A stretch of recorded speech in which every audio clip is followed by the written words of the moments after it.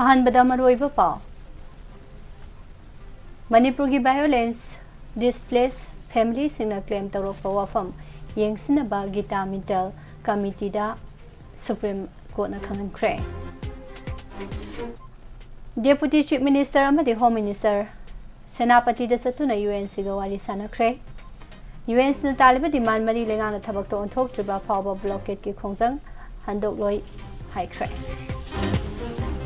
ꯂꯩꯉꯥꯛꯀ ꯋꯥꯔꯤ ꯁꯥꯟꯅꯗꯨꯅꯁꯨ ꯔꯤꯚꯥꯏꯁ ꯇꯧꯕ ꯂꯩꯇꯦ ꯑꯔꯥꯟꯕ ꯄꯥꯎꯅꯤ ꯍꯥꯏꯅ UPF KNOꯅ ꯐꯣꯡꯗꯣꯔꯛꯂꯦ꯫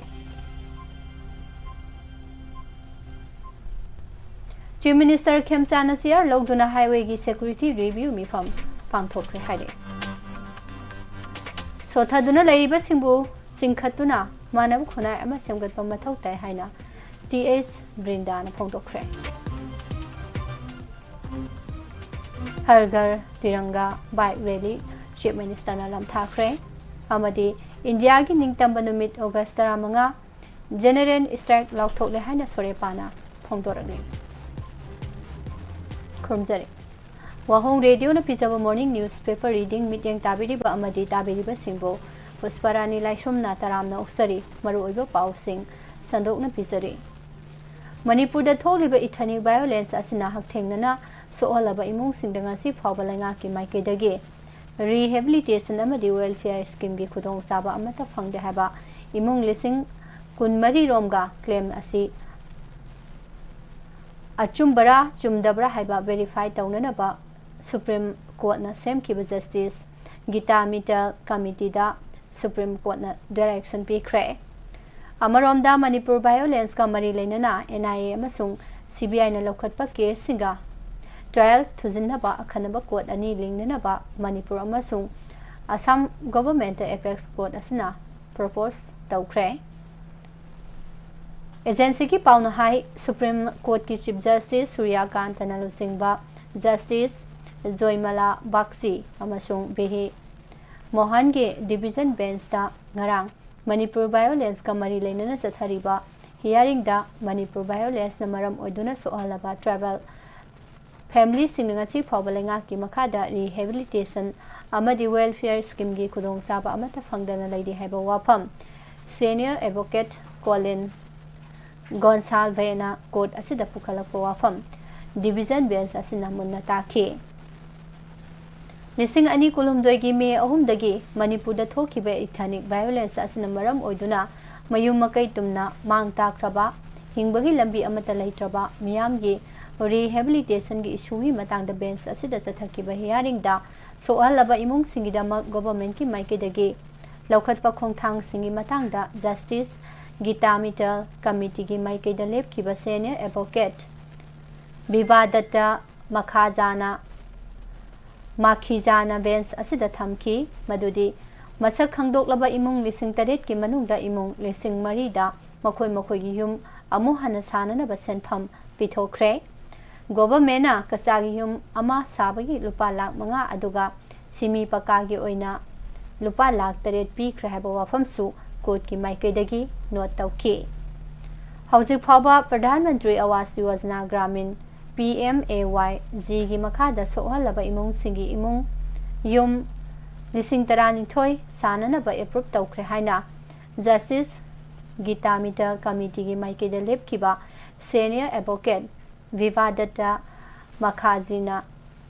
माखीजाना अपेक कोर्ट असिदा थमकी। अमदी खंदोकलबा बेनिफिशियरी 945 की परमिनेंट हाउस साननबा लुपा करोड़ 52 लाख मौद्रागी 5 सेनफम थादोख्रे अमदी टेम्पररी शेल्टर होम सिंग सादुना संसफम पीरी। मसिगी मथक्ता मपुंग फाना अमांग अता थोहनख्रबा युम अमदा लुपा लाख अमममगी सेनफमसु पीख्रे हाइबा वाफमसु बेंच असिना थम ताखी। अदुमकपु सोहलबा इमुंग लिसिंग 13 रोमगी माइकेदगी क्लेम तौरकलिबा वाफम असिसु ग्राउंड लेवल दगी हौना कुपने यंगसिनगे हाइनासु कमिटी की माइकेदगी कोर्ट असिदा थमकी। कोर्टना क्लेम तौरिबा इमुंगसिंग असिगी डिटेल ओखलनबा कमिटीदा डायरेक्शन पीखी। अमरोमदा मणिपुर वायलेंस का मरी लेनना NIA अमसुंग CBI ना लौखटपा केस सिंगी हियरिंग खोंजेल यांगसिनबा ngamnanaba akhanaba code asi lingnanaba Manipur amasung Assam leingakta apex code asina propose tawkhre amaromda Manipur violence ka mari lenaba case singi status report ama additional solicitor general Aishwarya Bhatina bench asida lankhat ki haide amaromda petitioner ki maikeda lep ki be advocate Colin Gonsan Behna nupi amasung mijam miyam gi mathakta sathaba tamthiba crime gi camera da namhaudrabasu criminal trial sathabada kumang sausin bangamdabagi matangda nungaitaba phongdokhi haide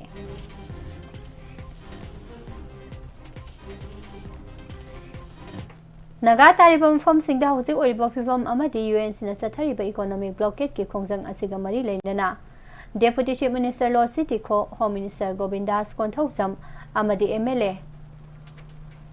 Mapan ngarang senapati da satuna United Naga Council UNC gi lusingba singawari sana kre adubo UNC gi maikedi ki makoina taliba demand mari haibadi shu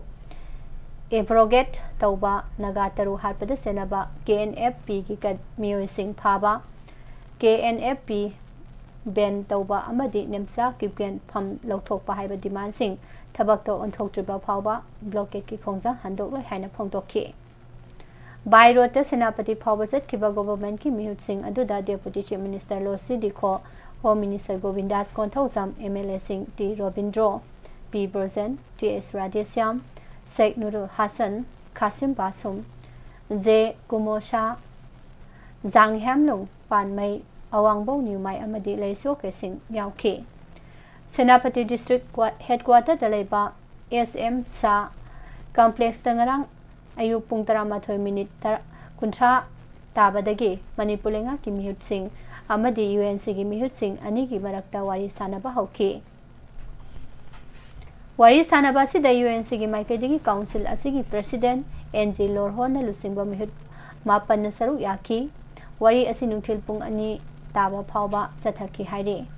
UNC gi president NG Lorhon na phongdorakpada lenga ka makhata na wari sanabagi matangda nakal ani magna Yanaba Puraki Meeting asida ingtapa puraknaba amadi makhoigi charter of demand marigi matang dasu khanaki UNC gi maikedi taliba demand sing lengakna thabak to onthok triba phawba housing chathariba blockade ki khongjang asi housing maki oina handokpa gi wafam laitri khongjang handokpa natraga handokta bahaibasi lengaki waripta leire UNC gi oinadi taliba demand sing thabak to onthok taba tarabadi Hena kanba khongsang sangsinanaba sem sare haina su phongdoraki Manipur gi naga taba mafom singda lariba naga singna thengnariba khudongsa daba sing asiko hananaba Manipur lengang na lokhalakpa thaurangi saru ama oina naga gi mihut singa wari sanabi thabak asi chatharakpane amaromda UNC gi mihut singa Manipur lenga ki mihut singa wari sanakiba adugi matangda Home Minister Govindas Konthausam Paumisin hangba wahangi pakhumda khana kiba adugi matangda wafam amata phongdo haiba yakidabana kari wafam da khana bage loinana kari da yanaba purakpagi haiba miyamna chapsana khangba ngamdri nakal amaromda TMB News Network ta Manipur lenga ki wangang loi TS Radhesyam na phongdorakpagi matung inadi UNC ga Manipur lenga ka Ani ki marakta wari sanakiba mahayanba ama oiki amadi naga apex body asigi maikedagi thangalakpa issue asigi waroisin ama puraknabagi ahanba khongthang ama suni haire hauzik miyamna su hena khangnariba problem kaya asigi matangda solution ama puraknanabagi pandamda lenga ki mihut sing senapati da satuna UNC gi lusingba singa wari sanarubani Solution ama laktriba phawba nakal ani gi marakta makhatana wari sanakigani ngasigi asina ahanba round gi wari ni isorna soidana thaujal pibiduna soidana make waroi sin purakpa ngamgani habigi thajabasu mahakna phongdokhe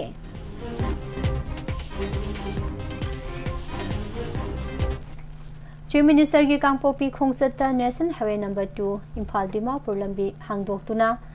Community khuding mangna free oina satpa yaragani haina lauthokraba matung Chief Minister Yumnam Khemsana sia lauduna State National Highway gi security amadi law and order gi matangda review mi phamkhre Chief Minister Yumnam Khemsana combined headquarter unified command अमा ओइना chair लौदुना chief minister secretariat पांगथोखिबा review मिफम असिदा chief secretary doctor Puneet Kumar Goyal security adviser Kuldeep Singh DGP Mukesh Singh commissioner home Ashok Kumar अमदी state police Assam rifles army अमसुंग CAPF के मकोक थोंगबा ऑफिशियल सिंह सरुक याखी रिव्यू मिफम असिदा नेशनल हाईवे परिंगदा ट्रांसपोर्टर सिंह असो एंगाम थोअंदना चटपा याहननबा याउना मरी लेनबे इशू कया कुमना खनादुना सेफ जर्नी सिक्योर हाईवे अमा ओहनबगा लोइनने स्टेट असिगी मियाम बिसथोक ससिंदा अपनबा मत लेहनदनबगी मतंगदा कुमना खनाखी हाइरे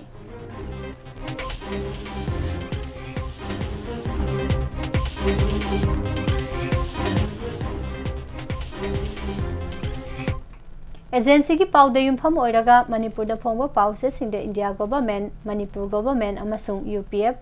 KNO गा दिल्ली द वारी सानदुना suspension of operation so agreement revise तौबगा लोइनना चही अमा मतम सांगदोक लेहाइना फोंखिबादो अरानबा पाउनि हाइना यूनाइटेड पीपल्स फ्रंट UPF अमसुंग कुकी नेशनल ऑर्गेनाइजेशन KNO ना पुन्ना थादोरकपा चेरोल अमदा सेंगदोरकले UPF KNO na thadorokpa cherol amada Ministry of Home Affairs amasung KNO UPF anigi marakta mamang sahi lising ani kun mangage September mari da wari sanaduna suspension of operation so chahi ama matam sangdokhi bane masigi matungda makhadana wari sananaba leitri asigumba news agency gi asoiba sinamaram oduna ममिंग लेरबा पाउसे सिंचो असेंग बचुंबा थिदोक्तना फोंगलुबगी मिंगसत थिबा ओइहल्ले असिगुंबा अरानबा पाउदा मियामना थाजबिगनु सु ग्रुपना हानगुम extend तब लेरबदी तौरबा मतुंग media की खुथांगदा मियामदा खंगहलकनी हाइना सु फोंगदोरकले अमरोमदा territorial integrity की मतंगदा पल्लदुना सेरोल असना high लिसिंग अनि निपान की मे अहुमदा अहान बोइना इंडिया लेंगा KNO UPF अमसुंग मणिपुर लेंगा की मरक्ता पीस एग्रीमेंट साइन तौनखिबा मतम अदुदा यावरिबा क्लोजिंग लीगल पर्पस सॉप तौबगी महुत मिसिंग याम्बा कम्युनिटी बो पेलहननबो ओइना ओंथोकले टेरिटोरियल काउंसिल की दमक तौरिबसु पॉलिटिकल डिमांड असिना स्टेट की इंटीग्रिटी अदुमक प्रिजर्व तौदुना लेगनी हाइनसु मखाताना फोंगदोरगले लमदम असिगी सोथादुना लैरिबा मियोय सिंबु सिंखतपिदुना मानब खुनाय अमा सेमगतपा मथौ ताय हाइना यासुल एसिगी इंटेंडिंग कैंडिडेट थौनाउजम ब्रिंदाना फोंदोखरे वाफम असि इम्फाल वेस्ट की लांगसिंग लेबा हॉप होमदा संजफम लौदुना लैरिबा अंगांग सिंगी 13 सुबा मपोक कुमोन अमदि ब्लेसिंग डे थौरमदा फोंदोखिबनी होम असिगी अंगांग दे काय खुमनबो उत्पोइना तोंगान बा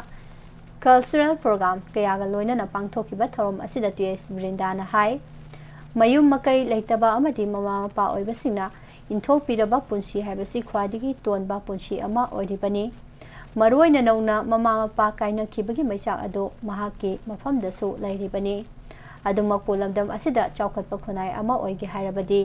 सोनथना लैरिबा सिंबु सिंखतुना मानब खुनाय अमा सेंबा मथौ ताय हाइखि मणिपुर की ओइना ngalingay matamda lairamba tola taraba singi masingdagi lising ani kulumdoidagi tholakkiba irang asina maram oiraga amukke hena masing thingamdana hengalakle masigumba fibam amada lakpa haibasi lamdam asida afaba lengak leitabagi khudam oibata natana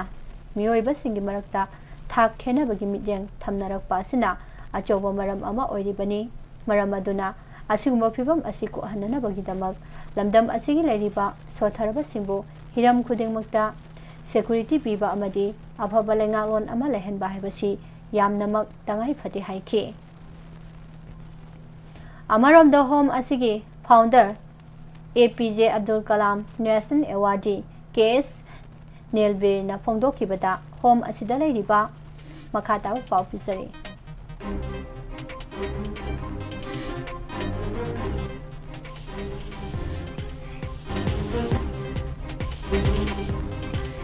खुदेमक महांगना पोक्सबा मचा अमगुमना योपी थाकपीदुना महै मसिंग फना तमहननबा होनबता नतना हारिबा अंगांगसिंग असिगी करिगुंबा अवाबा अमा लैरकपा मतमदसु माइकै माइकैदगी अंगंबा थाकता मेंखननबा honorary amadi home achina linkhalakhiba numit asibo ningsingladuna mafam asida leriba angang sing asigi mapo kumon gi thorom ama oina ngasi thorom asi pangthokpani haina su phongdokhi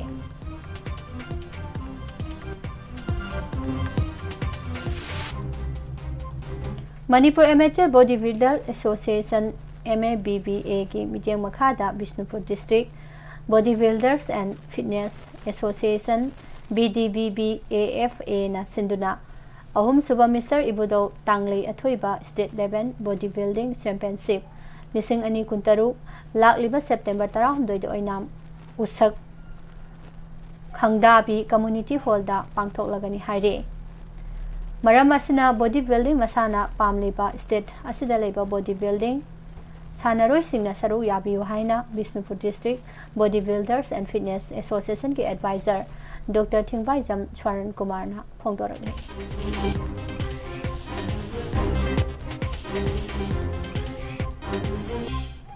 India gi ning tamba numit August 15 gi ayuk pung 5 dagi numidang waram pung 5 phawa kanglaipak Manipur da general strike lauthokle haina Socialist Revolutionary Party Sorepa kanglaipak na phongdokre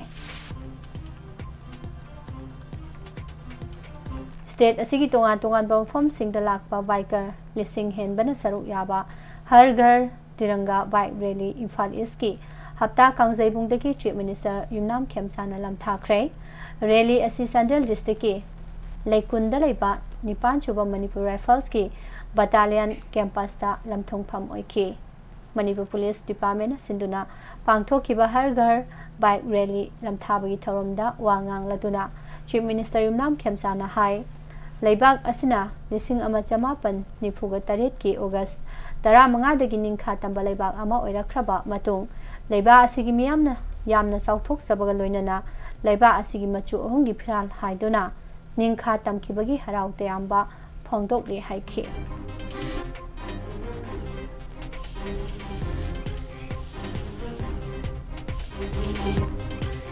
Manipuri poni huralaga Sathok libasingi mathakta akan baserak pinanaba ek semba tangai fade polo tournament sinba khakna Manipuri poni ki punsi kan bangam loi haina Manipur Horse Riding and Polo Association MSR PA gi secretary ke Dhanasandarna phongdorakle Manipuri poni singi ngasi maki oiriba maraibak asigi matangda Manipur Press Club ta pangthokiba paugi mifam amada WAHONG asi phongdokhibani Mahang na makha taraduna hai sagol huraduna satholiba miyoi singi maming matha amadi photo sing mari leinaba singda langkhatlaba phawba mara leiba miyoi sing phadana leiba haibasi laibak thibani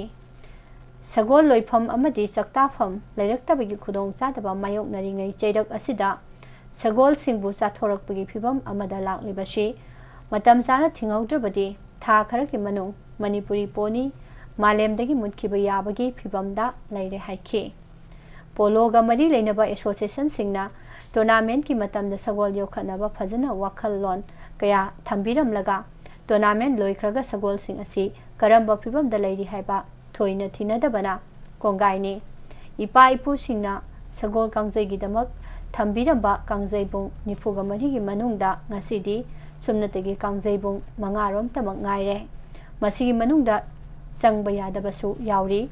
Sagol sing thadokpham oinanaba leingakna Manipur Horse Riding and Polo Association da lam ekar kunthraga nithoi khak khusinaramba adusu lamgi chayetnaba leibadagi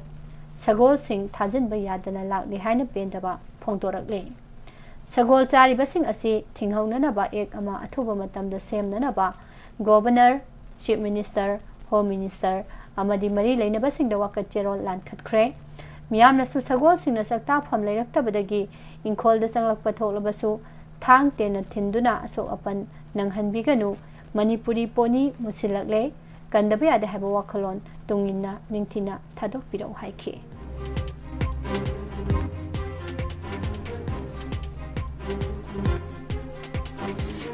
Alhaz Dr. Muhammad Riazuddin Khan da maral sirakpa yaningde haina Turel Ahanbi Sporting and Cultural Association Lelong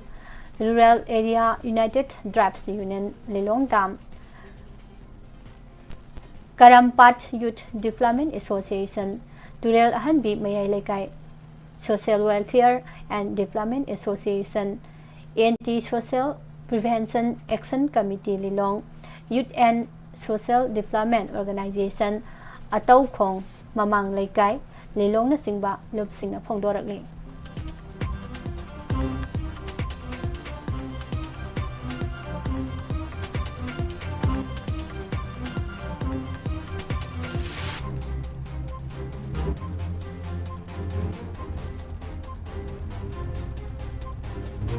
Thabal district ki manung sa nalaiba khangabo multipurpose hall da khangabo youth political conference pangthokre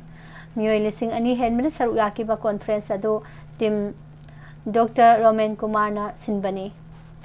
youth aikoi mikap thoklasi haba tim da pangthokiba thorom asida khangabo kendruge intending candidate Dr. KS Roman Kumar ma ki apokpa hanagi kendra sigi candidate KS Manjor Mangang amadi khulgi ahal kayana saruk yaki Thawam asigi saruk amoina khangabo kendrigi hana Congress Youth Leader ama oramba KS Bisorjina Tim Dr. Roman Kumar da sanglaktuna chamukhudol tamduna harau tayamna okay Mayang Imphal Bengal dagi Phutsam Jiol Haq apokpa MD Jalaluddin gi mathakta lupki anti drug cell gi timna Yamna Kupna Tizilubada Churasanpur da Masagi PHAL Clinic Amadi Mayambagi Mingda Clinic Spec Dukan Amadi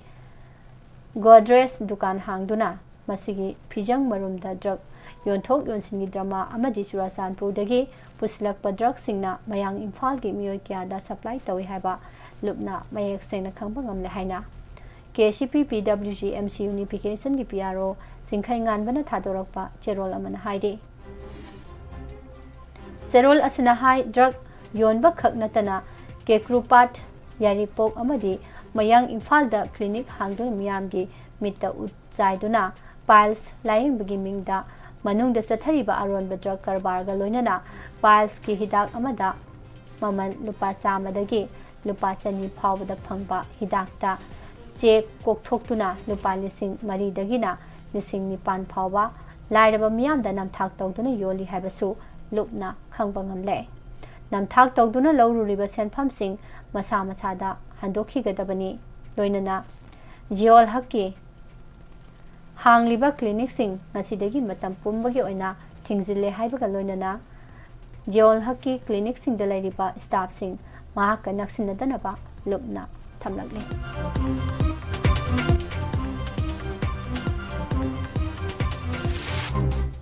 World Human Rights Protection Organization amasung Golden Triangle Ibudo Pakhangba University na World Indigenous Day Honorary Doctorate and International Award Ceremony Lising Ani Kuntarukta Manipurgi Mitei Isai Sakpi Saknairabi Sarang Them Tharongang Bilemada Certificate of Appreciation Piduna Ikai Kumnabo Lakre Thasigi Mapanda Manipur Press Club the Pangtopa Thorum Amada Mahanga Lamdam Asigi Tradition Ama Oriba Maite Isegi Damakta Katok Tunalak Pasigi Damak Sakhang Boy na Certificate Asi Pirakpani Haide Makatarak pada mapandu mo pause na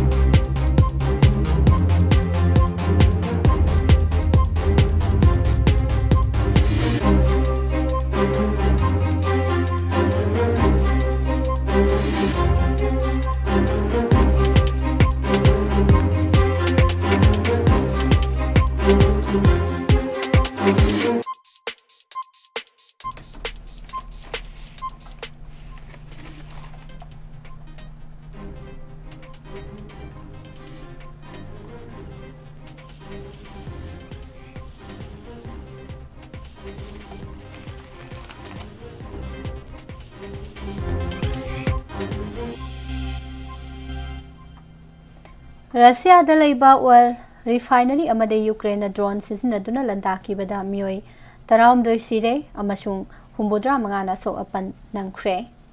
ꯌꯨꯀ꯭ꯔꯦꯟꯒꯤ drone ꯂꯥꯟꯗꯥꯗꯨꯅ ꯌꯥꯝꯂꯕ ꯃꯤꯑꯣꯏꯁꯤꯡ ꯍꯥꯠꯈꯤꯕꯁꯤ ꯆꯍꯤ 4 ꯍꯦꯜꯂꯛꯂꯕ Russia ꯑꯃꯁꯨꯡ ꯌꯨꯀ꯭ꯔꯦꯟꯒꯤ ꯂꯥꯟ ꯑꯁꯤꯗ ꯀꯤꯞꯅ ꯈ꯭ꯋꯥꯏꯗꯒꯤ ꯀꯤꯅꯤꯡꯉꯥꯏ ꯑꯣꯏꯅ ꯔꯁꯤꯌꯥꯒꯤ ꯃꯤꯑꯣꯏ ꯍꯥꯠꯄ ꯊꯧꯗꯣꯛ ꯑꯣꯏꯔꯤ ꯍꯥꯏꯅ ꯔꯤꯖꯅꯦꯜ ꯑꯣꯊꯣꯔꯤꯇꯤꯁꯤꯡꯅ ꯐꯣꯡꯗꯣꯔꯛꯈ꯭ꯔꯦ꯫ ꯌꯨꯑꯦꯁꯅ ꯏꯔꯥꯟꯒꯤ ꯃꯥꯌꯣꯛꯇ ꯊꯝꯂꯤꯕ ꯑꯊꯤꯡꯕ ꯑꯁꯤ ꯍꯦꯟꯅ ꯈꯣꯡꯐꯝ ꯆꯦꯠꯅꯕ ꯂꯧꯈꯠꯂꯛꯄ ꯈꯣꯡꯊꯥꯡꯒꯤ ꯁꯔꯨꯛ ꯑꯃ ꯑꯣꯏꯅ ꯁ꯭ꯇ꯭ꯔꯦꯠꯁ ꯑꯣꯐ ꯍꯣꯔꯃꯨꯖꯗ ꯂꯥꯟꯒꯤ ꯖꯍꯥꯖ 10 ꯍꯦꯟꯅ ꯊꯥꯖꯤꯟꯈ꯭ꯔꯦ ꯍꯥꯏꯔꯤ꯫ International day of world indigenous ꯄꯤꯄꯜꯁꯅ ꯂꯥꯛꯄꯗ ꯀꯥꯔꯦꯜ ꯃꯥꯌꯣꯛꯅꯕꯤ ꯃꯤꯗꯋꯥꯏꯐꯁꯤꯡꯕꯨ ꯏꯀꯥꯏ ꯈꯨꯝꯅꯕ ꯎꯠꯇꯨꯅ ꯄꯨꯛꯅꯤꯡ ꯊꯧꯒꯠꯈ꯭ꯔꯦ ꯍꯥꯏꯔꯤ꯫ ꯁꯥꯎꯗꯤ ꯑꯔꯥꯕꯤꯌꯥꯒꯤ ꯀꯣꯅꯨꯡ ꯔꯤꯌꯥꯗꯇ ꯂꯩꯕ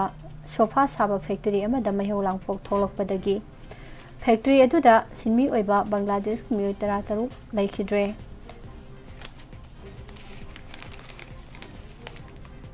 ꯋꯦꯁꯇꯔꯟ ꯀꯂꯝꯕꯤꯌꯥꯗ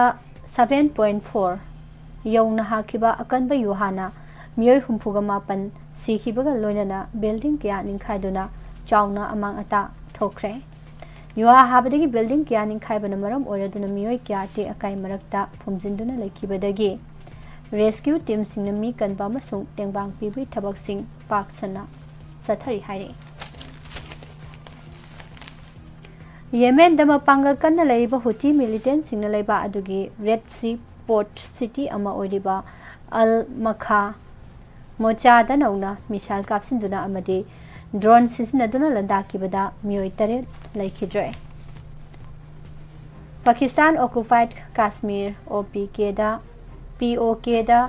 ꯁꯦꯀꯨꯔꯤꯇꯤ ꯐꯣꯔꯁ ꯑꯃꯁꯨꯡ ꯈꯣꯡꯖꯪꯂꯣꯏꯁꯤꯡꯒꯤ ꯃꯔꯛꯇ ꯆꯥꯎꯅ ꯈꯨꯠ ꯊꯣꯛꯅꯔꯤꯉꯩꯗ ꯄꯥꯀꯤꯁꯇꯥꯟ ꯁꯦꯀꯨꯔꯤꯇꯤ ꯐꯣꯔꯁꯅ ꯕ꯭ꯔꯤꯇꯤꯁ ꯅꯦꯁꯅꯦꯜ ꯑꯃ ꯅꯣꯡꯃꯩꯅ ꯀꯥꯞꯇꯨꯅ ꯍꯥꯠꯈ꯭ꯔꯦ꯫ ꯕꯪꯒ꯭ꯂꯥꯗꯦꯁꯀꯤ ꯄ꯭ꯔꯥꯏꯝ ꯃꯤꯅꯤꯁꯇꯔ ꯇꯥꯔꯤꯛ ꯔꯍꯃꯟꯅ ꯏꯟꯗꯤꯌꯥ ꯑꯃꯁꯨꯡ ꯙꯥꯀꯥꯒꯤ ꯃꯔꯛꯇ ꯑꯆꯦꯠꯄ ꯃꯔꯤ ꯊꯝꯅꯗꯨꯅ ꯅꯨꯡꯁꯤ ꯆꯥꯟꯅꯕ ꯌꯨꯝꯂꯣꯟꯅꯕ ꯑꯃ ꯑꯣꯏꯅꯅꯕꯒꯤ ꯃꯇꯥꯡꯗ ꯏꯟꯗꯤꯌꯥꯒꯤ ꯑꯦꯟꯚꯣꯏꯗ ꯐꯣꯡꯗꯣꯔꯛꯈ꯭ꯔꯦ ꯍꯥꯏꯔꯤ꯫ ꯃꯅꯤꯂꯥꯒꯤ ꯑꯋꯥꯡ ꯊꯪꯕ ꯁꯔꯨꯛꯇ ꯅꯨꯃꯤꯠ ꯀꯌꯥꯅꯤꯔꯣꯝ ꯂꯦꯞꯇꯅ ꯅꯣꯡ ꯆꯨꯔꯛꯄꯗꯒꯤ ꯇꯝꯊꯤꯔꯕ ꯏꯆꯥꯎ ꯊꯣꯛꯇꯨꯅ ꯑꯃꯗꯤ ꯆꯤꯡ ꯅꯤꯡꯈꯥꯏꯕꯗꯒꯤ ꯃꯤꯑꯣꯏ 13 ꯁꯤꯈ꯭ꯔꯦ ꯍꯥꯏꯅ ꯂꯩꯕꯥꯛ ꯑꯁꯤꯒꯤ ꯑꯣꯊꯣꯔꯤꯇꯤꯅ ꯐꯣꯡꯗꯣꯔꯛꯈ꯭ꯔꯦ꯫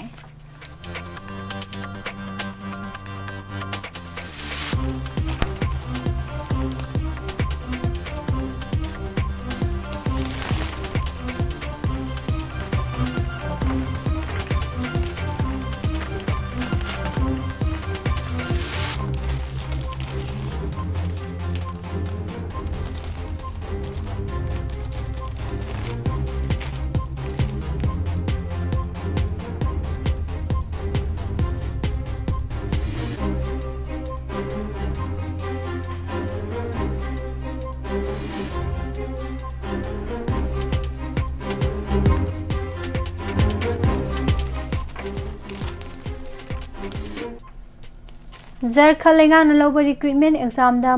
ꯃꯑꯣꯡ ꯃꯔꯤꯜ ꯇꯥꯗꯕ ꯊꯕꯛ ꯇꯧꯈꯤ ꯑꯃꯁꯨꯡ ꯈꯨꯠꯆꯥꯕꯤ ꯃꯤꯑꯣꯏꯁꯤꯡ ꯍꯥꯞꯆꯤꯟꯅꯅꯕ ꯍꯣꯠꯅꯈꯤ ꯍꯥꯏꯕꯒꯤ ꯋꯥꯍꯧꯗ ꯊꯕꯛ ꯐꯪꯗ꯭ꯔꯤꯕ ꯖꯣꯕ ꯑꯦꯁꯄꯤꯔꯦꯟꯠ ꯂꯤꯁꯤꯡ ꯀꯌꯥꯅ ꯆꯌꯣꯜ 2ꯔꯣꯝ ꯈꯣꯡꯖꯪ ꯆꯪꯁꯤꯟꯗꯨꯅ ꯂꯥꯛꯈ꯭ꯔꯕ ꯃꯇꯨꯡ ꯉꯔꯥꯡ ꯖꯔꯈꯟ ꯑꯦꯁꯦꯝꯕ꯭ꯂꯤ ꯇꯝꯅ ꯈꯣꯡꯖꯪꯂꯣꯏꯁꯤꯡꯅ ꯊꯣꯝꯖꯤꯜꯂꯛꯄꯗꯒꯤ ꯖꯔꯈꯟ ꯄꯨꯂꯤꯁꯀ ꯑꯀꯟꯕ ꯃꯑꯣꯡꯗ ꯃꯨꯛꯅꯕ ꯊꯣꯛꯈ꯭ꯔꯦ꯫ ꯈꯣꯡꯖꯪ ꯑꯁꯤꯕꯨ ꯀꯚꯔ ꯇꯧꯈꯤꯕ ꯖꯔꯅꯦꯂꯤꯁꯠ ꯑꯃ ꯄꯨꯂꯤꯁꯅ ꯐꯥꯖꯤꯜꯂꯨꯔꯦ꯫ JPSCꯒꯤ ꯍꯥꯟꯅꯒꯤ ꯆꯦꯌꯔꯃꯦꯟ ꯐꯥꯖꯤꯟꯈ꯭ꯔꯦ ꯍꯥꯏꯔꯤ꯫ BJP ꯂꯩꯉꯥꯛꯅ ꯀꯥꯡꯂꯨꯞ ꯑꯃꯒ ꯀꯝꯃꯨꯅꯤꯇꯤꯁꯤꯡ ꯑꯃꯗꯤ ꯃꯤꯆꯝ ꯃꯤꯌꯥꯝꯕꯨ ꯇꯣꯈꯥꯏ ꯇꯥꯍꯟꯅꯅꯕꯒꯤ ꯄꯣꯂꯤꯇꯤꯛꯁ ꯆꯠꯊꯗꯨꯅ ꯂꯩꯈꯤꯕꯗꯒꯤ ꯃꯤꯌꯥꯝꯒꯤ ꯍꯛ ꯈꯣꯡꯒꯣꯏꯅꯔꯛꯄ, ꯊꯕꯛ ꯐꯪꯗꯕꯒꯤ ꯆꯥꯡ ꯍꯦꯟꯒꯠꯂꯛꯄ ꯑꯃꯁꯨꯡ ꯍꯤꯡꯕꯗ ꯑꯁꯨꯛꯀꯤ ꯃꯇꯤꯛ ꯋꯥꯍꯜꯂꯛꯂꯤꯕ ꯑꯁꯤꯕꯨ ꯌꯥꯅꯤꯡꯗꯕ ꯐꯣꯡꯗꯣꯛꯇꯨꯅ ꯇ꯭ꯔꯤꯄꯨꯔꯥ ꯂꯦꯐꯠ ꯐ꯭ꯔꯟꯠꯅ ꯁ꯭ꯇꯦꯠ ꯁꯤꯟꯕ ꯊꯨꯡꯅ ꯖꯦꯜ ꯕꯥꯔꯣ ꯈꯣꯡꯖꯪ ꯆꯪꯁꯤꯟꯈ꯭ꯔꯦ ꯍꯥꯏꯔꯤ꯫ ꯑꯣꯄꯣꯖꯤꯁꯟ ꯑꯣꯏꯔꯤꯕ INDIAꯒꯤ ꯃꯄꯥꯡ ꯑꯣꯏꯔꯤꯕ ꯄꯥꯔꯇꯤ ꯈꯔꯅ BJPꯅ ꯂꯨꯆꯤꯡꯕ ꯁꯦꯟꯇꯔ ꯂꯩꯉꯥꯛꯅ ꯄꯨꯊꯣꯔꯛꯄ ꯗꯤꯂꯤꯃꯤꯇꯦꯁꯟ ꯕꯤꯜ ꯁꯧꯒꯠꯂꯕ ꯌꯥꯏ ꯍꯥꯏꯅ ꯅꯤꯡꯐꯨꯡ ꯉꯥꯡꯅꯔꯤꯉꯩ ꯄ꯭ꯔꯥꯏꯝ ꯃꯤꯅꯤꯁꯇꯔ ꯃꯣꯗꯤꯒ ꯁꯨꯄ꯭ꯔꯤꯌꯥ ꯁꯨꯂꯦꯅ ꯂꯨꯆꯤꯡꯕ ꯁꯔꯗ ꯄꯋꯥꯔꯒꯤ ꯅꯦꯁꯅꯦꯂꯤꯁꯠ ꯀꯣꯡꯒ꯭ꯔꯦꯁ ꯄꯥꯔꯇꯤ NCPꯒꯤ MP singa unakibadagi party asina delimitation bill sawgatkadawribra haibagi wahang hangnarakre. Nagaland cabinet na Assam Nagaland ngamkhaidagi thau lawthokpaga mari leinaba issue sing lam mapu singi hak propose tawriba chingkhongi lambi foothill road amasung state asina khudaki sing ichau amadi sing ningkhaibagi thodok sing kamdongna mayuk nagadagi habagi matangda mifam pangthoktuna kupna khana nainare haina Nagaland gi minister Tamjen Imnana phongdorakre. Scotland gi Glasgow da pangthokpa Commonwealth Games da saruk yaba chatluba India gi Olympic medalist amadi boxer Loblina Borgohenna restaurant amada changlubada napkin da yekpa India gi map ta awang nopoki saruk yawram dabagi damak akan bamong da yaning da phongdok lambaga loinana pen da bok lambagi damak Prime Minister Modi na Loblina Borgohen po thagatkre.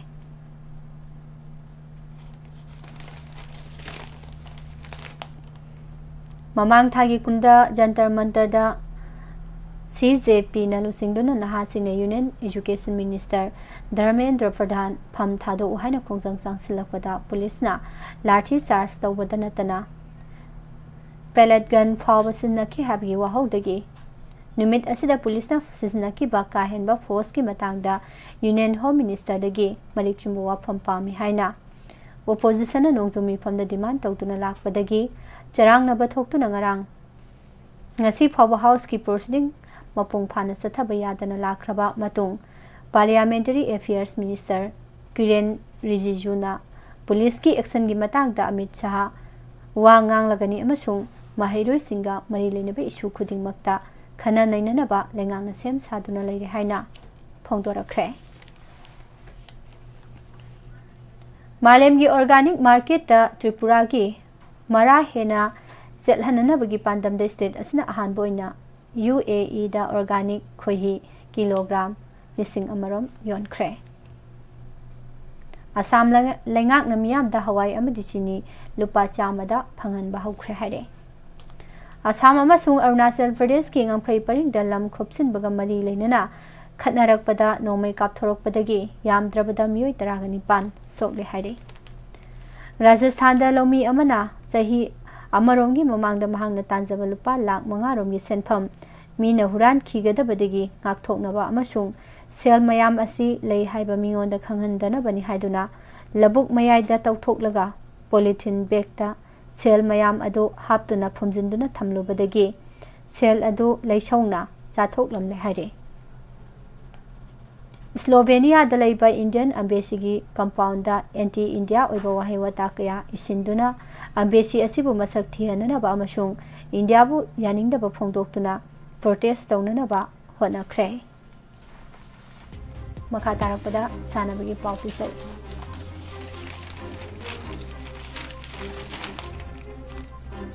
Leiba asigi tongan be state manga da sathariba chama kunthra manga raksuba Indian Well Durant Cup ki Kolkata chapter ki sanaki ba match amada Mohan Bagan Super Giants na CISF Protects po laksana pansel taruk suyoda maithiba piraga quarter final sangba ngamkre. Italy da hojik sathariba club friendlies ki sanaki ba match amada Lazio na Frosinone pansel ani amada maithiba pikre. FIFA amadi FIFA ki president Gianni Infantino na World Cup stake yonana bohanaram kiba adugi matang the Union of European Football Association UEFA, Asian Football Confederation AFC amadi Confederation of North Central America and Caribbean Association Football CONCACAF na FIFA gi president Gianni Infantino gi thawongbu yaningdaba phongdorakpagi open letter ama issue tawkhre haire.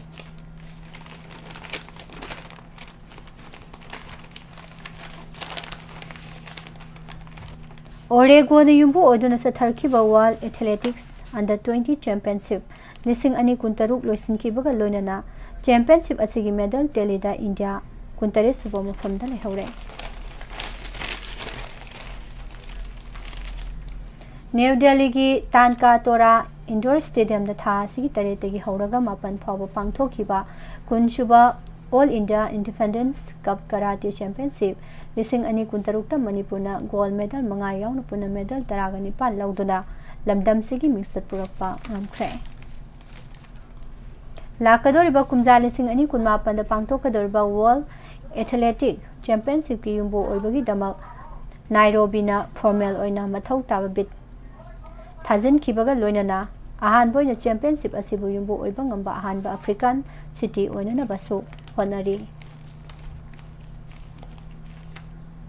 Nigeria na yumbo oiduna Lagos ta pangtholiba Commonwealth Fencing Championship lising ani kuntaruk te India gi rising fencing star oiba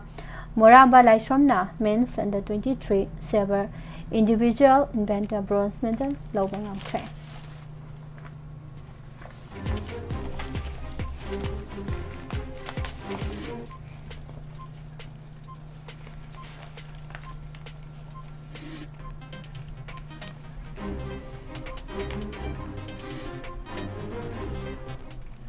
Amadi India ki better Jemimha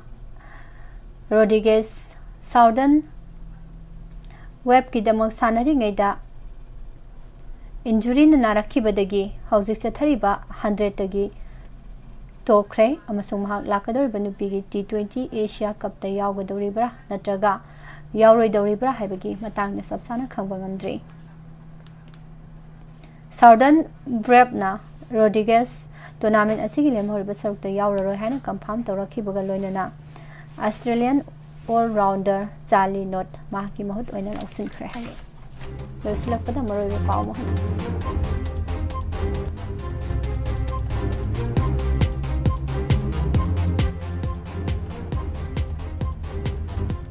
Manipur violence ki displaced family singna claim tawrakpa wafam yengsina bagita mita committee da Supreme Court Deputy Chief Minister amadi Home Minister Senapati da satuna UN siga wari sana khre US na talibu demand mari lenga na thabak to onthorak tuba phawa blockade ki khongda handok loi hai khre lenga ka wari sana duna su revise over laite arando pawni hani UPF ken ona khongor Chief Minister Khemchana Siar lauduna highway gi security review ni pang thokre so thadana laibe singbo singkhatuna manab khunai ama semgatpa mathau tai haina TS Brindana phongdorade India ning tamanumit August 15 General Strike Lauthokle haina Sorepana phongdorakre amadi Har Ghar Tiranga Vibe Rally Chief Minister nalam thakre Pizariba pausing asiga loinana nungtigi phongliba pause singdei lauthok saba maroiba pausing miyamda pizaba mata asida loisinjari makha tarakpada matamatangi wafam rasi phalgi thoram nirmala thangjamdagi punam taminasi pumna upo haujiki de pusparani life from namukana khramjari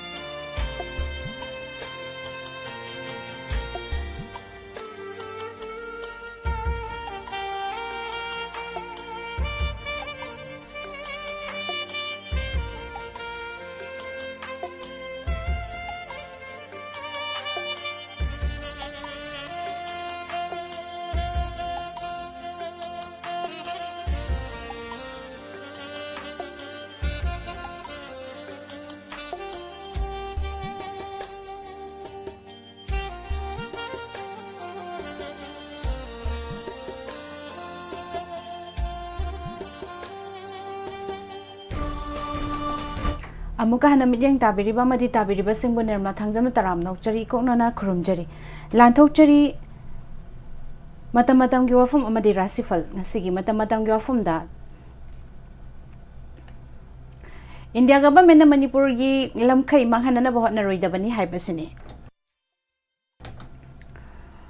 India government Manipur की ngमखैदा politics तौरोइदबनी Asiatic sovereign country ओइरखिबा मणिपुर न चाही लिसिंग मंगा हेनबगी पुवारी लेरबसु India ना लिसिंग अमगा चमापन निफुगा मापनदा नमलौलौ सिंदुना India की फिबानुंगदा तिनसिलहनखिबगी merger agreement तौखिबनी नमलौलौ सिनखिबगी merger agreement अदु मालेमगी लो की वांगमदने हाइबगी खोइसाउनरबा मियाम मरक्तगी खुलाई पाइबा लालहौ चथदुना मखोइगी मांगख्रबा मनिंग तंबा अमु हन्ना हंजिन हनगनी हाइबगी खुलाइगी मुक्नबा आर्म कॉन्फ्लिक्ट की वारोइसिन पुरकपा ngamdana लेरिंगेगी चेरक्ता मणिपुर की ngमखैदा पॉलिटिक्स सानादुना युमलोनबा इंडो म्यांमार अनिगी मरक्ता ngमखैगी संबल खाबदा मणिपुर की ngमखै मनुंगदा लानसिलक्तुना खाबदगी स्टेट असिगी पाक चावबा हंथहनबगी वाथोक लेरी चेरक असिदा मिनिस्ट्री ऑफ एक्सटर्नल अफेयर्स न चटकिबा था असिगी मरीदा थोकिबा प्रेस स्टेटमेंट अमसुंग मसिगा मरी लेनना इंडिया अमसुंग म्यांमार अनिगी मरक्ता इंडो म्यांमार बॉर्डर ngमखैगी डिमार्केशन तौदना चांदेल डिस्ट्रिक्ट की मनुंगदा लेबा बॉर्डर बाउंड्री पिलर नंबर 35 अमसुंग 39 फाउगी सरुकी लमसिंग टेरिटोरियल एक्सचेंज तौनबगी वाफम लेरकलिबसी मणिपुर की मियाम अमदी अपुनबगी सक्तमदा अचौब सिंगनबा थौदौनी चांदेल डिस्ट्रिक्ट लेरिबा बॉर्डर स्कूल सिंग बॉर्डर खुल सिंग मरुओइना म्यांमार की कबो तंपाका ताइनबा खेंगजोय सब डिवीजन द लेरिबा खुल सिंग असी म्यांमार गा एक्सचेंज तौनबा तारबदी मणिपुर की लायोइख्रबा मपा मपु सिंगना तुंगी मिरोल की दमा यालगा थमलम खिबा लमखै थुगाइबा अमदि लायोइख्रबा मिखा पोना लैखिदबा मियाई मितैगी इंडिया अमसुंग म्यांमार अनिगी मरक्ता ngमखैगी संबल खाबा अमदि लम एक्सचेंज तौनबगी थौरांगदा मणिपुर की लम मचेत अमता मांगहनदनबा होनाबदा सेंट्रल गवर्नमेंट अमदि मणिपुर की मियाम अनिगी मरक्ता मुक्नबगी थौदोकसिंग थौहनदनबा होनाबदा चाउना मतेंग ओइगनी थाजै इंडिया गवर्नमेंट म्यांमार गा लम एक्सचेंज तौनबा लौखटलिबा थौरांग असिदा मणिपुर की स्क्वायर माइल अमदा मरी की पाक चावबनी करिगुंबा स्क्वायर माइल अमदस्मित मरी की लम मांगहनना बहनरिबा असिगी मतंगदा मणिपुर लेंगा मरोइना मियामदा खंगहनबा तौदना थौरांग असे इंडिया गवर्नमेंट ngami हाइबगी मतादा मणिपुर की मियामबो हंथना लौबदा नतना तुमित कांगुमना लौबनी इंडिया गवर्नमेंट मणिपुर की टेरिटोरियल इंटीग्रिटी बो उसिन तौबगी थबक थवोंग सिंग चथरयब मखै इंडिया अमसुंग मणिपुर अनिगी मरक्ता लेरिबा मरी थुगाइनबा होनबनी हाइदबा यारोय India लेंगाकना खंगफम थोकलिबदी मणिपुरना Ningthou Panba Asiatic sovereign country ओइरिंगाइदा लमखैगी पाक चावबा असि इंग लिसिंग अमगा चमरी हुमफुगा तरेट तगिना लिसिंग अमगा चमागा सुपना निपान निंगथौ कियामबगी मतमदा कबोगा मितैगा लमखै लेपदा मितैगी लम मुंगखोंग मुंगाइदगी नोंपोक लोइजिरी सिंगशांग खा रोमदा तखेल नोंगचुपता कासार अवांग लोमदा तेखाव असम जिनागा ताइनबा लमखै खरा फावबा ओइरमी ख्रिस्ता चात्रुका कुंथ्रागा मापन उरा कोंथौबा निंगथौगी मतमदा बर्मागी काले फावबा ओइरमबगी वाफम लेरी ब्रिटिश गवर्नमेंट की पॉलिटिकल की वारोल नंबर 1, 2, 3 फरवरी लिसिंग अमुगा चनिपान कुंथ्राग मंगाता मणिपुर की अवांग लमखै कयात अमा मचा कय खाइना उतली कपो तंपाक पुमनमक कासार की लम अयाबा लुसाई की अवांग नोंपोक थंगबा सरुक धनश्री अमदी दोयेंग तुरेल की तंपाक लेरिबा उमंग परिंग असि फावबा मणिपुर की ngमखै कयात की मनुंग चलमी मसिदा नतना हौजिक लेरिबा सेंट्रल गवर्नमेंट की लुचिंगबसिंगना मणिपुर की पुवारी अमसुंग ngमखै खंगफम थोई मणिपुर की ngमखैदा सिंगनरकपा खुदिंगमकी मायोक्ता मियामना लेबली हाइबसी खंगना खंगना सिंगनबगी मवोंग थवोंग चथरबदी इंडिया अमसुंग मणिपुर अनिदा अनिगी मरक्ता ई नाई ꯇꯥꯟꯅꯕ ꯑꯆꯧꯕ ꯂꯥꯟꯖꯥꯎ ꯑꯃ ꯊꯣꯛꯅꯕ ꯄꯥꯎꯖꯦꯜ ꯆꯦꯟꯕ ꯑꯣꯏꯅ ꯊꯣꯛꯀꯅꯤ꯫ ꯃꯁꯤꯅꯤ ꯄꯨꯖꯔꯛꯂꯤꯕ ꯃꯇꯝ ꯃꯇꯝꯒꯤ ꯋꯥꯐꯝꯗ ꯃꯈꯥ ꯇꯥꯔꯛꯄꯗ ꯉꯁꯤꯒꯤ ꯔꯥꯁꯤꯐꯜ ꯑꯃꯨꯛ ꯇꯥꯃꯤꯟꯅꯁꯤ꯫ ꯔꯥꯁꯤꯐꯜ ꯑꯁꯤꯕꯨ ꯏꯕꯤꯔꯛꯄ ꯗꯣꯛꯇꯔ ꯋꯥꯡꯈꯦꯝ ꯖꯤꯕꯣꯜ ꯁꯤꯡ, ꯑꯦꯁꯤꯁꯇꯦꯟꯠ ꯄ꯭ꯔꯣꯐꯦꯁꯔ ꯕꯥꯏꯑꯣꯇꯦꯛ ꯖꯦꯅꯤꯝꯁ ꯆꯤꯡꯃꯔꯣꯡ ꯏꯝꯐꯥꯜ꯫ ꯉꯁꯤ ꯇꯥꯡ 13 ꯊꯥ 9 ꯏꯪ 2023 ꯂꯩꯕꯥꯛꯄꯣꯛꯄ ꯅꯨꯃꯤꯠ ꯏꯉꯦꯟꯒꯤ 18 ꯄꯥꯟꯕ ꯅꯨꯃꯤꯠ ꯑꯁꯤꯗ ꯉꯁꯤꯒꯤ ꯔꯥꯁꯤꯐꯜ ꯇꯥꯃꯤꯟꯅꯁꯤ꯫ ꯑꯍꯥꯟꯕꯗ ꯃꯦꯁ ꯔꯥꯁꯤ, ꯅꯔꯜ ꯆꯠꯄ ꯅꯥꯄꯜ ꯇꯧꯔꯨꯕꯅ ꯃꯔꯨꯞ ꯃꯄꯥꯡꯅ ꯎꯁꯤꯠꯇꯕ ꯈꯟꯊꯗꯅ ꯅꯤꯡꯕꯗꯨꯃꯛ ꯄꯥꯡꯕ ꯌꯥꯔꯣꯏꯗꯕ ꯅꯨꯃꯤꯠꯅꯤ, ꯀꯤꯗꯕꯅ ꯀꯥꯟꯅꯕꯗꯤ ꯐꯪꯖꯒꯅꯤ꯫ ꯂꯩꯁꯥ ꯄꯥꯈꯪꯁꯤꯡꯒꯤ ꯑꯣꯏꯅ ꯌꯥꯀꯥ ꯌꯦꯡꯅ ꯆꯠꯂꯨ꯫ ꯕ꯭ꯔꯤꯖ ꯔꯥꯁꯤꯗ ꯈꯣꯏꯔꯥꯡ ꯈꯣꯏꯁꯥꯎꯅꯔꯕꯗꯤ ꯅꯔꯜ ꯃꯥꯡꯒꯅꯤ, ꯐꯥꯊꯧ ꯍꯥꯟꯅ ꯁꯤꯟꯗꯣꯛꯂꯒ ꯊꯧ ꯄꯥꯡꯕꯗꯤ ꯆꯥꯎꯅ ꯃꯥꯏ ꯄꯥꯛꯆꯒꯅꯤ, ꯁꯦꯟꯗꯣꯡ ꯊꯣꯏꯅ ꯐꯪꯒꯅꯤ, ꯂꯩꯁꯥ ꯄꯥꯈꯪꯁꯤꯡꯒꯤ ꯑꯣꯏꯅ ꯂꯥꯏꯕꯛ ꯐꯒꯅꯤ꯫ ꯃꯤꯊꯨꯟ ꯔꯥꯁꯤꯗ ꯈꯟꯊꯗꯅ ꯉꯥꯡꯕꯅ ꯑꯔꯪ ꯑꯔꯥꯛꯇ ꯇꯥꯏꯅꯔꯛꯀꯅꯤ, ꯂꯧꯁꯤꯡꯅ ꯄꯥꯝꯕꯩ ꯑꯣꯏꯔꯕꯗꯤ ꯋꯥꯈꯜ ꯇꯥꯟꯅꯒꯅꯤ, ꯅꯔꯜ ꯂꯦꯞꯁꯤꯟꯕꯒꯤ ꯆꯥꯎꯊꯣꯛꯆꯒꯅꯤ, ꯂꯩꯁꯥ ꯄꯥꯈꯪꯁꯤꯡꯒꯤ ꯑꯣꯏꯅ ꯌꯥꯀꯥ ꯌꯦꯡꯅ ꯆꯠꯄ ꯐꯩ꯫ ꯀꯔꯀ ꯔꯥꯁꯤꯗ ꯃꯤꯌꯥꯝꯒꯤ ꯃꯇꯦꯡ ꯐꯪꯒꯅꯤ, ꯃꯔꯨꯞꯀ ꯂꯣꯏꯅꯕ ꯄꯥꯡꯕ ꯊꯕꯛꯁꯤꯡ ꯃꯥꯏ ꯄꯥꯛꯀꯅꯤ, ꯍꯛꯆꯥꯡꯁꯨ ꯈꯤꯡꯒꯅꯤ, ꯋꯥꯅꯣꯝ ꯊꯧꯅꯣꯝꯗꯤ ꯍꯩꯕ ꯋꯥꯠꯀꯅꯤ, ꯂꯩꯁꯥ ꯄꯥꯈꯪꯁꯤꯡꯒꯤ ꯑꯣꯏꯅ ꯅꯨꯡꯁꯤꯕꯅ ꯆꯥꯜꯂꯤ꯫ ꯁꯤꯡꯍ ꯔꯥꯁꯤ ꯅꯊꯛ ꯊꯣꯡꯕꯒꯤ ꯋꯥ ꯍꯤꯛꯇꯣꯛꯇ꯭ꯔꯕ, ꯃꯔꯨꯞꯀꯤ ꯋꯥ ꯇꯥꯔꯕ ꯑꯣꯏꯖꯕ ꯐꯪꯒꯅꯤ, ꯑꯩ ꯃꯉꯥꯏꯔꯦ ꯈꯟꯅ ꯆꯠꯂꯕ ꯀꯥꯏꯅꯕ ꯅꯨꯡꯉꯥꯏꯇꯕ ꯅꯪꯒꯅꯤ, ꯂꯩꯁꯥ ꯄꯥꯈꯪꯁꯤꯡꯒꯤ ꯑꯣꯏꯅ ꯍꯥꯏꯖꯕ ꯇꯥꯕꯤꯒꯅꯤ꯫ ꯀꯟꯌꯥ ꯔꯥꯁꯤꯗ ꯌꯦꯛꯅꯕ ꯑꯅꯥ ꯑꯌꯦꯛꯅ ꯑꯄꯟꯕ ꯈꯔ ꯄꯤꯔꯕꯁꯨ ꯅꯤꯡꯕꯗꯤ ꯊꯨꯡꯒꯅꯤ, ꯁꯦꯜ ꯊꯨꯝ ꯀꯥꯟꯅꯒꯅꯤ, ꯀꯤꯗꯕꯅ ꯊꯕꯛ ꯄꯥꯡꯒꯅꯤ, ꯂꯧꯁꯤꯡ ꯐꯪꯒꯅꯤ, ꯂꯩꯁꯥ ꯄꯥꯈꯪꯁꯤꯡꯒꯤ ꯑꯣꯏna ꯂꯥꯏꯕꯛ ꯊꯣꯏꯅ ꯐꯪꯒꯅꯤ꯫ ꯇꯨꯂꯥ ꯔꯥꯁꯤ ꯄꯥꯡꯒꯦ ꯈꯟꯕ ꯊꯕꯛ ꯃꯤꯅ ꯏꯟꯁꯤꯟꯕ ꯂꯧꯗꯅ ꯄꯥꯡꯂꯕꯗꯤ ꯃꯥꯏ ꯄꯥꯛꯀꯅꯤ, ꯅꯆꯥ ꯅꯅꯥꯏꯒꯤ ꯌꯥꯏꯐꯕ ꯎꯒꯅꯤ, ꯃꯔꯨꯞ ꯐꯪꯖꯩ, ꯍꯨꯔꯥꯟꯕꯅꯗꯤ ꯇꯥꯊꯤ, ꯂꯩꯁꯥ ꯄꯥꯈꯪꯁꯤꯡꯒꯤ ꯑꯣꯏꯅ ꯅꯤꯡꯖꯕ ꯊꯨꯡꯒꯅꯤ꯫ ꯕ꯭ꯔꯤꯁꯤꯛ ꯔꯥꯁꯤ ꯑꯉꯝꯕꯅ ꯆꯥꯟꯕꯤꯗꯦ, ꯆꯔꯥꯡꯅꯒꯅꯨ, ꯌꯦꯛꯅꯕꯅ ꯃꯤꯆꯪ ꯃꯥꯡꯍꯟꯒꯅꯤ, ꯃꯤꯋꯥ ꯊꯥꯖꯒꯅꯨ, ꯃꯤꯌꯥꯝꯒ ꯂꯣꯏꯅꯅꯕ ꯍꯣꯠꯅꯧ, ꯃꯥꯏꯊꯤꯕ ꯂꯩꯔꯣꯏ, ꯂꯩꯁꯥ ꯄꯥꯈꯪꯁꯤꯡꯒꯤ ꯑꯣꯏꯅ ꯅꯨꯡꯁꯤꯕꯅ ꯆꯥꯜꯂꯤ꯫ ꯙꯅꯨ ꯔꯥꯁꯤꯗ ꯑꯁꯥꯎꯕ ꯍꯥꯏꯕꯁꯤ ꯑꯉꯥꯎꯕꯅꯤ ꯍꯥꯏꯕ ꯀꯥꯎꯔꯣꯏꯗꯕ ꯅꯨꯃꯤꯠꯅꯤ, ꯍꯣꯌꯥ ꯐꯕꯁꯨ ꯃꯇꯥꯡ ꯆꯥꯗꯦ, ꯏꯃꯨꯡ ꯃꯅꯨꯡꯒꯤ ꯋꯥ ꯇꯥꯔꯕꯗꯤ ꯃꯤꯡꯆꯠꯇꯨꯝ ꯐꯪꯒꯅꯤ, ꯂꯩꯁꯥ ꯄꯥꯈꯪꯁꯤꯡꯒꯤ ꯑꯣꯏꯅ ꯑꯁꯥ ꯆꯥꯎꯔꯨꯈꯤꯅꯨ꯫ ꯃꯀꯔ ꯔꯥꯁꯤ ꯌꯦꯛꯅꯕꯅ ꯍꯨꯟꯗꯨꯅ ꯉꯥꯡꯕ, ꯂꯥꯏ ꯒꯨꯔꯨꯅ ꯋꯥꯔꯧꯕ ꯂꯩꯔꯕꯁꯨ ꯂꯧꯁꯤꯡ ꯆꯥꯎꯕ ꯑꯃꯗꯤ ꯂꯥꯏꯕꯛ ꯐꯕꯅ ꯍꯦꯟꯅ ꯑꯗꯨꯝ ꯃꯥꯏ ꯄꯥꯛꯀꯅꯤ, ꯂꯟ ꯐꯪꯖꯒꯅꯤ, ꯂꯩꯁꯥ ꯄꯥꯈꯪꯁꯤꯡꯒꯤ ꯑꯣꯏꯅ ꯅꯨꯡꯁꯤꯕ ꯐꯪꯖꯩ꯫ ꯀꯨꯝꯚ ꯔꯥꯁꯤ ꯅꯤꯡꯕ ꯃꯄꯥ ꯆꯥꯔꯒꯅꯤ, ꯂꯥꯏꯕꯛ ꯈꯔꯗꯤ ꯐꯔꯒꯅꯤ, ꯍꯥꯟꯅꯒꯨꯝ ꯃꯔꯨꯞ ꯑꯃꯗꯤ ꯅꯊꯛ ꯊꯣꯡꯕꯒ ꯃꯔꯤ ꯐꯔꯣꯏ, ꯃꯍꯨ ꯆꯥꯎꯕꯅꯁꯨ ꯇꯥꯊꯤ, ꯈꯨ ꯁꯦꯜꯂꯨ, ꯂꯩꯁꯥ ꯄꯥꯈꯪꯁꯤꯡꯒꯤ ꯑꯣꯏꯅ ꯃꯥꯏ ꯄꯥꯛꯆꯒꯅꯤ꯫ ꯑꯔꯣꯏꯕꯗ ꯃꯤꯅ ꯔꯥꯁꯤ ꯑꯀꯜ ꯑꯊꯧꯒꯤ ꯊꯕꯛꯇ ꯌꯥꯎꯔꯨꯅꯨ, ꯌꯦꯛꯅꯕꯁꯨ ꯂꯥꯏꯗꯦ, ꯀꯥꯎꯒꯅꯨ, ꯑꯁꯥ ꯆꯥꯎꯕ ꯃꯇꯥꯡ ꯏꯆꯥ ꯆꯥꯔꯣꯏ, ꯑꯆꯨꯝꯕꯅ ꯄꯥꯝꯕꯩ ꯑꯣꯏꯕꯤꯌꯨ, ꯁꯥ ꯐꯒꯅꯤ, ꯂꯩꯁꯥ ꯄꯥꯈꯪꯒꯤ ꯑꯣꯏꯅ ꯅꯁꯥꯒꯤꯗ ꯈꯜꯂꯕꯗꯤ ꯀꯥꯏꯅꯔꯒꯅꯤ꯫ ꯃꯁꯤꯅꯤ ꯄꯨꯖꯔꯛꯂꯤꯕ ꯃꯇꯝ ꯃꯇꯝꯒꯤ ꯋꯥꯐꯝ ꯔꯥꯁꯤꯐꯜ, ꯅꯨꯡꯇꯤꯒꯤ ꯐꯣꯡꯂꯤꯕ ꯄꯥꯎꯆꯦꯁꯤꯡꯗꯒꯤ ꯂꯧꯊꯣꯛꯆꯕ ꯃꯔꯨꯑꯣꯏꯕ ꯄꯥꯎ ꯇꯥꯕꯤꯔꯤꯕ ꯑꯃꯗꯤ ꯃꯤꯠꯌꯦꯡ ꯇꯥꯕꯤꯔꯤꯕꯁꯤꯡꯕꯨ ꯅꯤꯔꯃꯂꯥ ꯊꯥꯡꯖꯝꯅ ꯑꯃꯨꯛꯀ ꯍꯟꯅ ꯈꯨꯔꯨꯝꯖꯔꯤ꯫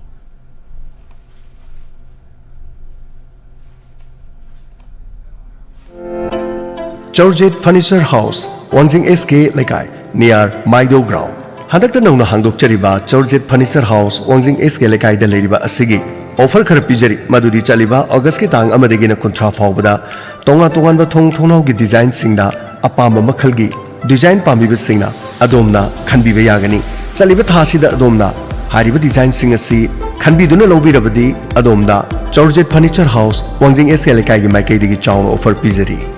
Akupa marol gidama 98622783997 amukana 98622783997 hariba number sida call tawbiraga pau phaubiu kaubiraganu Georgette Furniture House, Wangjing SK Lekai, near Maido Ground. Lengsin biro